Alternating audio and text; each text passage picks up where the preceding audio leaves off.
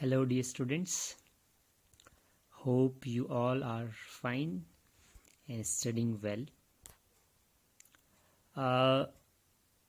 Let's start the today's topic. I have given you two activities based on your self awareness. To know more about yourself. I mean, those activities might have helped you to more about yourself, and we'll talk more elements of self-awareness in this. So let's begin with the self-management, the main topic first, then we'll jump to the self-awareness, the first topic. For that we have done two activities already. Let's go over the literal meaning. Self-management, which is also referred to as self-control or self-regulation, is the ability to regulate one's emotions, thoughts, and behaviors effectively in different situations. The word management means to manage something. Self-management, you can understand, means to manage yourself. This includes managing stress, delaying gratification, motivating oneself, and setting and working toward personal and academic goals. Now, there is a term called delaying gratification. Gratifications are called gratification could be an instant desire to achieve something. For example, if you are studying, just an example, it is your study time, and all of a sudden you feel like watching television. So it is your study time, and you should study, for example, and you feel like watching television or playing a game. So all those people or all those students who have good self-management skill will stick to their duties or their priorities, whereas others with the poor self-management skills, they will try to gratify themselves with small things. So this is called delaying gratification. Means you are delaying your instant desires. Then let's go now, next part. Let's go in the definition again. Students with strong self-management skills arrive to class prepared, pay attention, follow directions, allow others to speak without interruption, and work independently with focus. Okay, if you observe in your classroom or if you observe anywhere, so you will see that there are very few people who are capable enough to manage themselves effectively. Otherwise, lot of people live a chaotic life. When their life is very much mess, and they do not know why they are doing something or what they are doing. So self-management helps us, knowing about self-management help us, to live a better life. Okay, we'll discuss more things on that. Self-management skills. Now the first topic was self-management. Now we'll talk about what are the self-management skills that we can develop in ourselves to live a better life or to become more productive. Self-management skills are the abilities that allow people to control their thoughts, feelings, and actions. If you have strong self-management skills, you are able to set goals independently and take the initiative to achieve them. There is one very much important human quality, which is called responsibility. Taking 100% responsibility for yourself. Okay, which does not mean that you should go to and find a job right now. No, that's not the thing. Taking 100% responsibility right now for you should be like, you should have chosen a goal, what you want to become, or what job profile you will follow, what will be, how your future look like. You must have decided so far. So now it should be, you should consider that it is your responsibility to work hard to achieve that goal. Okay. Parents will provide you all the amenities, all the facilities required for a better life to you, but not forever. They may provide forever, but what about your individuality? Okay. So you should know what you want. Okay. And if you know what you want, then you should take the responsibility for your wants. So all those people who have good self-management skills, live a better life. Okay. Purposeful self-management can help you direct the trajectory of your career and ensure you seek opportunities that get you closer to your goals.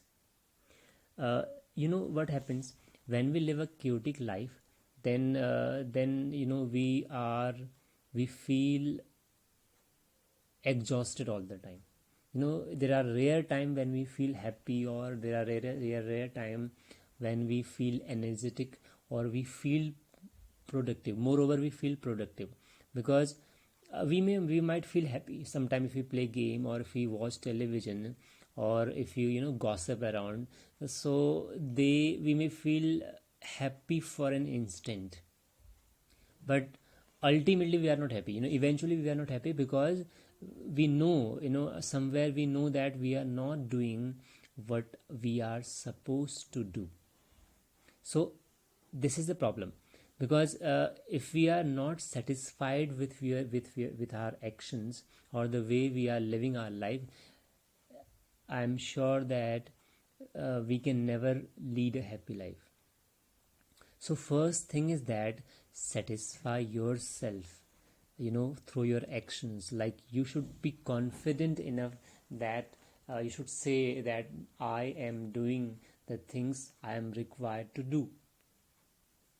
So self-management skills, if you develop these skills, so they will help you to lead a good and productive life.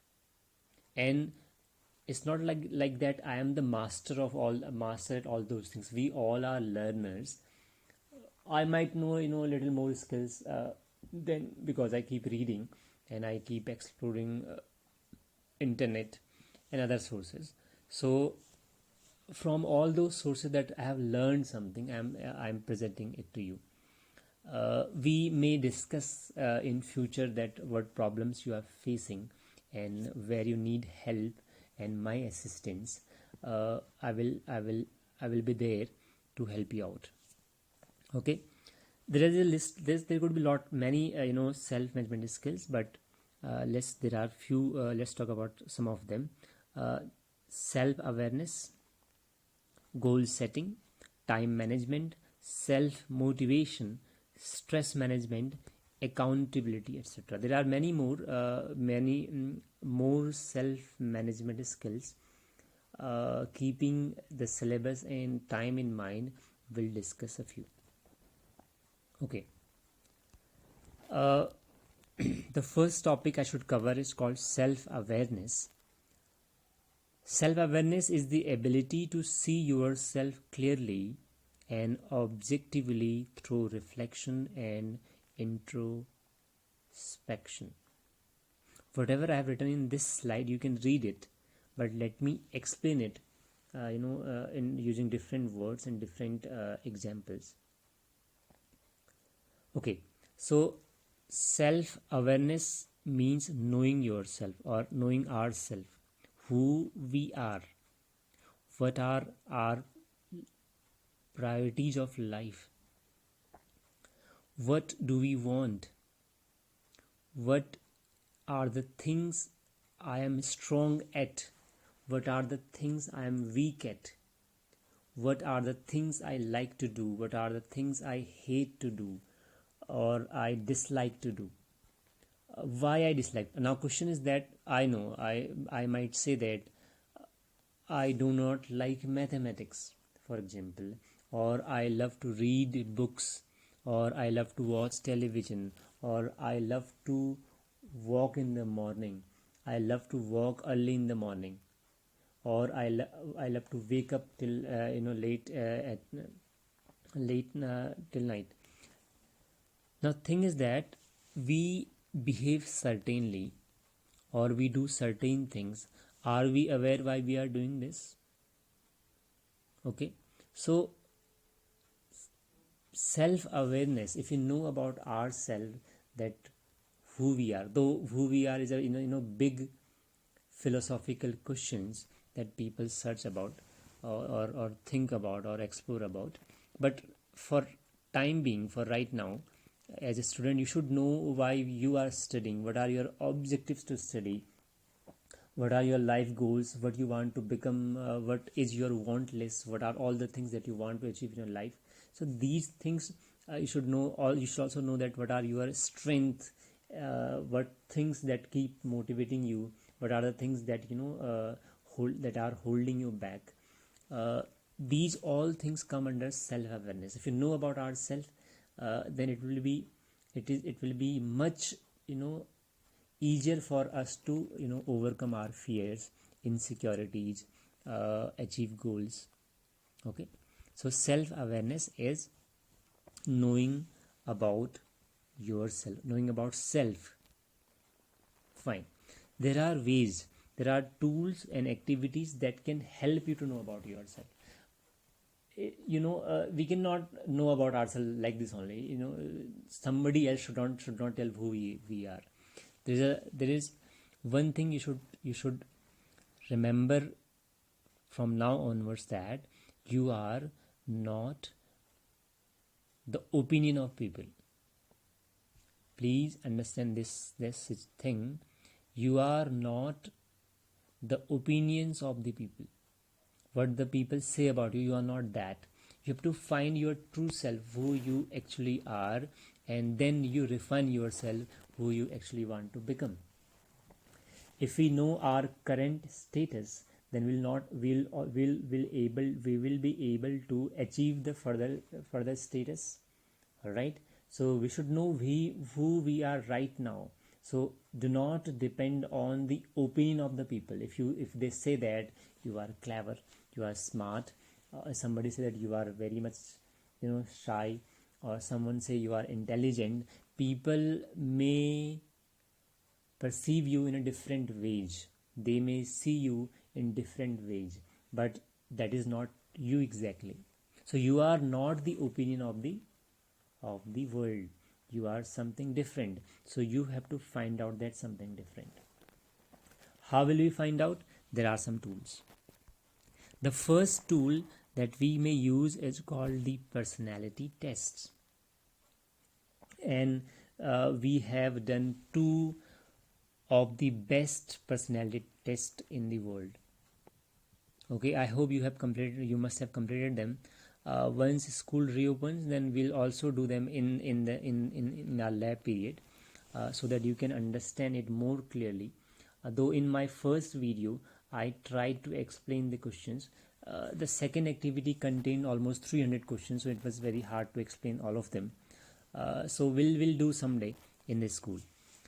So these personality tests will help you more about yourself, your hidden feelings, or your instincts, or your basic nature, your inclination, your likes or dislikes.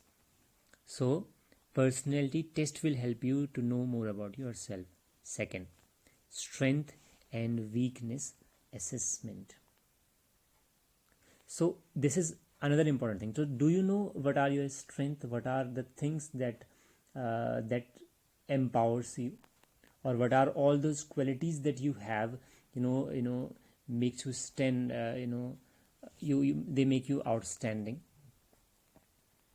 or they differentiate you from other people, or you are identified by those strengths. For example,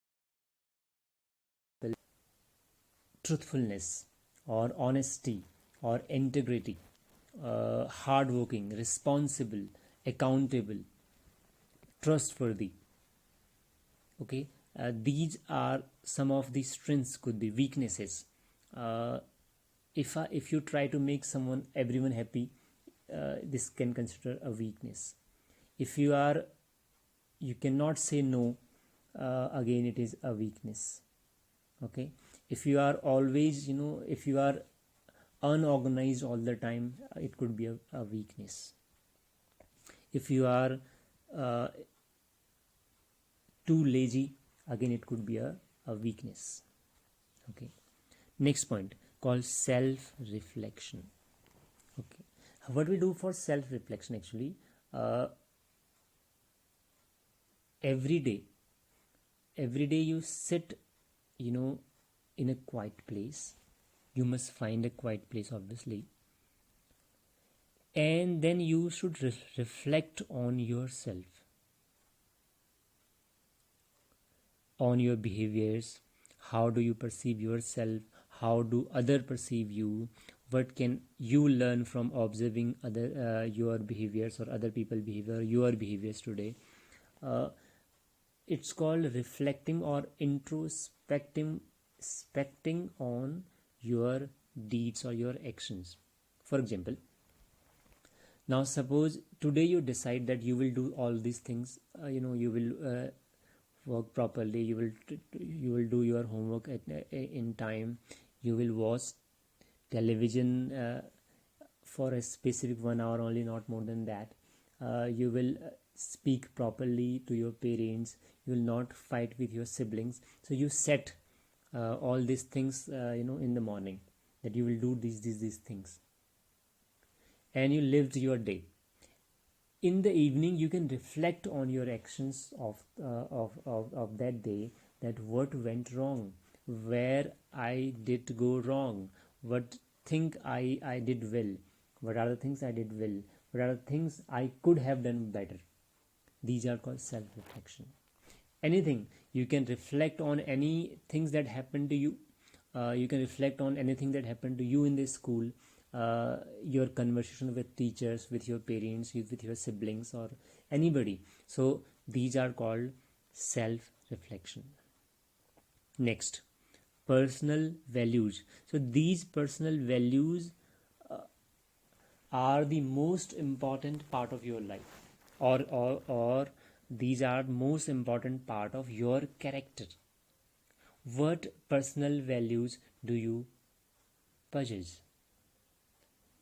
Truthfulness, I already told, I listed some of them: integrity, benevolent, or you are magnanimous, you love nature, you love you love mankind, you love animals, or you are trustworthy, you are courageous, you are brave. All these are the called are personal values.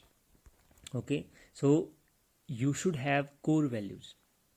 Okay, so you should know what core values you already possess, and you should also know that what are the core values you should acquire, to become a good human being. Then comes personal vision. Personal vision can be understood like, how do we see our future, who will be in our future, what will task will be doing. Suppose if you want to become a doctor, so you can imagine yourself, doing a work of a doctor and all. If you want to become an artist, maybe a dancer, then you can foresee your life, how the life will look when you will become a dancer. So these are called the future vision or personal vision. visions how your life should look like. Next point, and this is another one of the most important thing that we can do, is journaling. So journaling basically writing down all your thoughts and views and opinions or your reflections about anything, like writing a diary. It could also be called a writing a diary, or basically it is called a journal. Diary, both can look similar, but journal is contains more provoking thoughts, or the thoughts that that reflect your inner emotions or your deep emotions. You can write, you should start writing a journal. It basically goes like, suppose if you had a bad day, you can write down those thoughts into the diary, or good days, or if anything overwhelms you, you can write them down. So these writings will helps you to know more about yourself, and they clear your thought process. They help you to make your thoughts more and more organized. So journaling is important point, which we should discuss someday, and I will show you how I journal, or how I write in my diary, how I put my thought into diary, and how this help people to be to grow or to be productive. Because when you write your thoughts into a piece of a paper, so that becomes more like real, and they become more filtered. As you know, the human mind thinks 60,000 thoughts in a day, and out of those thoughts 90% thoughts are repetitive and useless. So it's very much shocking fact that we think 60,000 thoughts in 24 hours, and 95% of thoughts are repetitive and of no use. We think them randomly, and unconsciously they have impact in our life, but we are unaware of those thoughts. So journaling helps us to filter those thoughts. So maybe when we start writing journal, or when we keep writing journal, then maybe we might not think 6,000 thoughts. We may reduce to 50,000, 40,000, 20,000, or whatever thoughts we are thinking. We are aware of our thoughts. So to understand our mind, that how our thoughts are coming, and what thoughts are coming, what thoughts are disturbing you, and what you feel about something, journaling helps in that. Next, personal narrative. Now if I ask you to describe your sibling, your brother or sister, so how you will describe him or her? You might give description like, she's evil or he's evil. Okay, you can describe him or her like most irritating person on the earth. Siblings are irritative. Okay, just kidding. Or if you want to describe on a better way, on a true way, you can see helpful. Okay, generous. There could be many more adjectives we can use to describe people. Now question is that, how will you describe yourself? Or have you ever described yourself? Or your descriptions only based on other people's behavior, other people's opinion, what your parents say, what your teachers say, or what your neighbors say, or what your siblings say? It should not be like that. Your narrative should totally be dependent on your core values. Okay, who you are, who exactly you are. Next, second last point, called inner dialogue. how many of you have habit to talk to yourself? Have you ever talked to you? We usually talk to ourselves. At some point, there is a debate. You can see that there are sub personalities in our mind. We discuss with ourselves. This should not be like that. Should have done like that. I should have not spoken that way. So there is always a debate on in ourselves, within in our mind. So that is called inner dialogues. So these inner dialogues help us, to choose what is right, and to choose what we should do or what we shouldn't. If we are indulged in these inner dialogues, so they help us to, you know uh, do our work more precisely. They help us to be more productive if you listen that inner voice or inner dialogues carefully, because somewhere at some point, the inner voices will try to teach us, or will try to show the right path. So these inner dialogues are important. The last one is that observe others. I am not saying judge others, I am just saying observe others. So if we observe other people, we can learn a lot of things from those people. What I must say is that if you observe some people without judging them, you can identify what is the good thing that person is doing, and pick those good things, and you can apply in your life. Okay, if you look for all the negativities all around, then you will attract more negativities. So the most important thing is that you observe people carefully, what they do, how they do, and then try to learn from them. If they are doing something wrong, then you should know that this is a wrong way to do. If they are doing something on in the right ways, then you should know that they are doing well, and I should also do something in a similar way. It may be the way the people talk. You can learn good habits from the people, the way they talk, the way they compose themselves. So these things will help us to know more about ourselves.